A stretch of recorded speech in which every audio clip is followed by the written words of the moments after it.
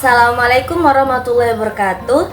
Perkenalkan, nama saya Dila Frista Putri dari Fakultas Tarbiyah dan Keguruan dengan nomor NIM 25041070246. Dalam video ini saya akan menjelaskan secara ringkas dan materi dari pertemuan pertama sampai pertemuan ke-7 untuk tugas ujian tengah semester.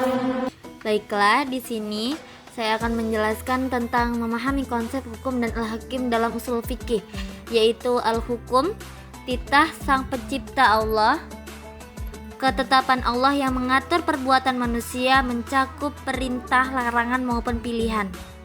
Para penulis menjelaskan bahwa hukum Islam merupakan ketetapan ilahiyah yang bersumber dari wahyu Allah sebagai satu-satunya pemegang otoritas absolut, yang membedakannya dengan sistem peradilan manusia di era modern saat ini. Dengan teks ini merinci klasifikasi aturan seperti hukum taklifi dan wada'i, serta bagaimana metode ijtihad digunakan untuk menjaga relevansi syariat di tengah perubahan zaman. Melalui pendekatan maqasid al-syariah, sumber ini menegaskan bahwa metodologi hukum Islam tetap efektif dalam menjawab tantangan kontemporer tanpa meninggalkan prinsip dasar keagamaan. Secara keseluruhan, dokumen ini berfungsi sebagai panduan akademis untuk memahami mekanisme penetapan hukum yang menghubungkan teks suci dengan dinamika sosial masyarakat itu sendiri. Nah, selanjutnya saya akan membahas materi pertemuan kedua dan ketiga. Yang pertama itu Al-Quran dan Al-Sunnah. Al-Quran dan Al-Sunnah itu sebagai sumber ajaran Islam, dan Al-Quran merupakan fondasi utama dari sumber pertama ajaran Islam. Al-Quran didefinisikan sebagai kalam Allah yang diwahyukan kepada Nabi Muhammad SAW secara mutawatir, atau yang bisa diartikan bersama-sama dan terus-menerus. Dan ini tertulis dalam mushaf dan membacanya bernilai ibadah. Nah, kedudukannya ini berada pada posisi tertinggi sebagai rujukan utama dalam penetapan hukum. Ya, yang kedua itu adalah Al-Sunnah. Berada di posisi kedua setelah Al-Quran, Al-Sunnah itu mencakup segala ucapan atau qauliyah, perbuatan fi'liyah, dan persetujuan atau takririyah Nabi Muhammad SAW. Dan fungsi Al-Sunnah ini terhadap Al-Quran adalah bayan tafsir, yaitu menjelaskan ayat Al-Quran yang masih bersifat umum atau mujmal seperti tata cara sholat. Bayan takkid, memperkuat hukum yang sudah ada dalam Al-Quran. Dan bayan tafsil, membatasi atau merinci makna ayat yang luas. Nah, bayan tasyri ini menetapkan hukum baru yang tidak tercantum secara eksplisit dalam Al-Quran.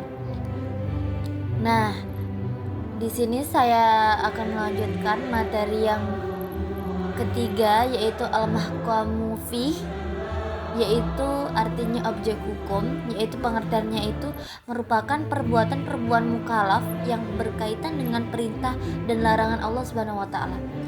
Dan syarat sah al-mahkamu fi ini maklum lil mukallaf, yaitu perbuatan harus diketahui dengan jelas oleh mukallaf agar bisa dilaksanakan.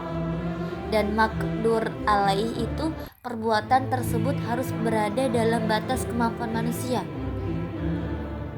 Jadi kalau itu sudah di luar batas kemampuan manusia, itu sudah tidak boleh lagi. Dan milik mukallaf itu perbuatan tersebut harus dilakukan oleh mukallaf itu sendiri, bukan orang lain. Nah, ini bisa dikategorikan meliputi hak Allah itu semata, yaitu ibadah murni. Hak manusia itu urusan muamalah dan perbuatan yang mengandung kedua hak tersebut secara bersamaan. Nah, yang kedua itu al-mahkamu ilaih, yaitu subjek hukum. Pengertiannya itu orang yang perbuatannya dikenai hukum syarat yang biasa disebut sebagai mukhalaf Nah, syarat subjek hukum ini harus mampu memahami dalil taklif, yaitu berakal sehat dan memiliki kelayakan hukum atau ahliyah. Nah, konsep ahliyah ini itu kapasitasnya hukum. Nah, ahliyah al-wujub ialah kelayakan seseorang untuk menerima hak dan menanggung kewajiban yang dimiliki sejak manusia dalam kandungan hingga meninggal dunia. Dan ahliyah al-da ini kelayakan untuk melaksanakan perbuatan hukum yang sah. Kapasitas ini tuh berkembang mulai di fase bayi, tidak ada aliyah, fase tamyiz yaitu kurang sempurna, hingga fase baligh dan berakal yaitu sempurna. Dan hubungan keseluruhannya itu adalah Al-Quran dan Al-Sunnah ini menyediakan kerangka hukumnya.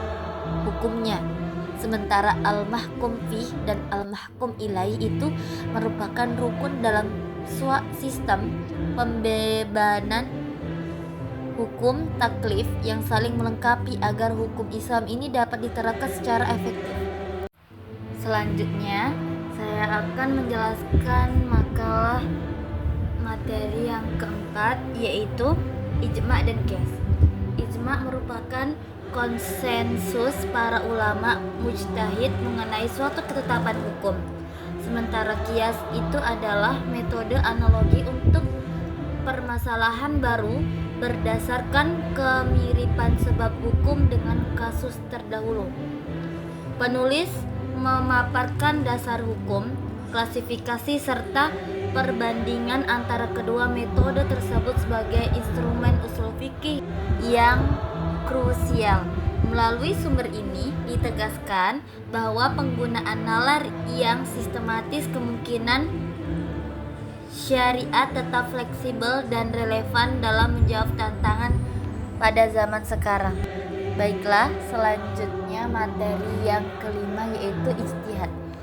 Ijtihad ini adalah usaha maksimal seseorang ulama untuk menentukan hukum Islam, khususnya kalau masalahnya itu belum dijelaskan secara jelas di Al-Quran atau hadis.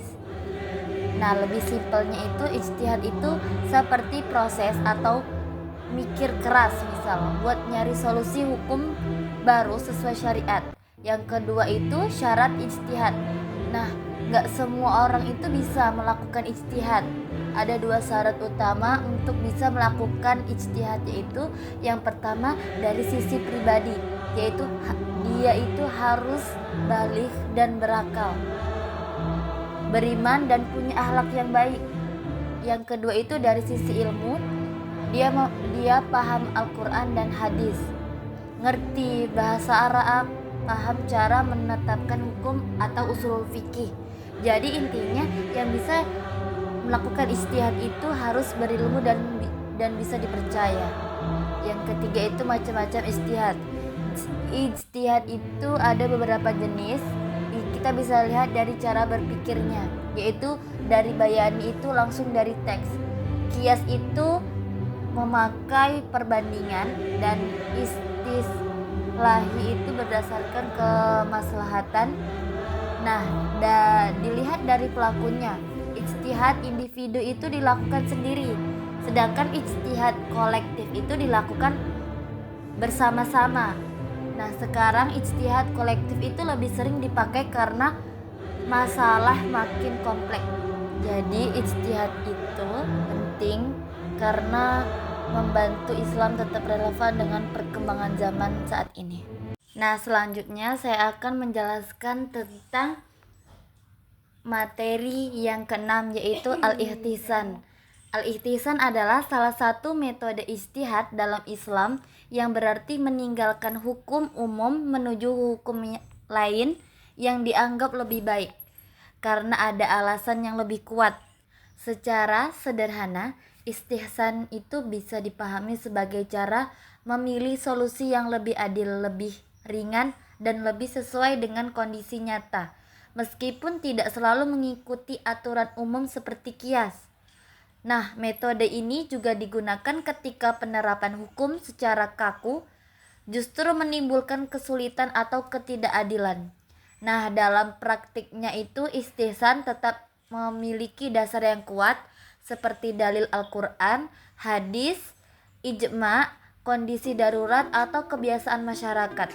Contohnya, diperbolehkan jual beli online yang secara teori tidak dilakukan tatap muka, tetapi tetap dibolehkan karena memberikan kemudahan dan manfaat.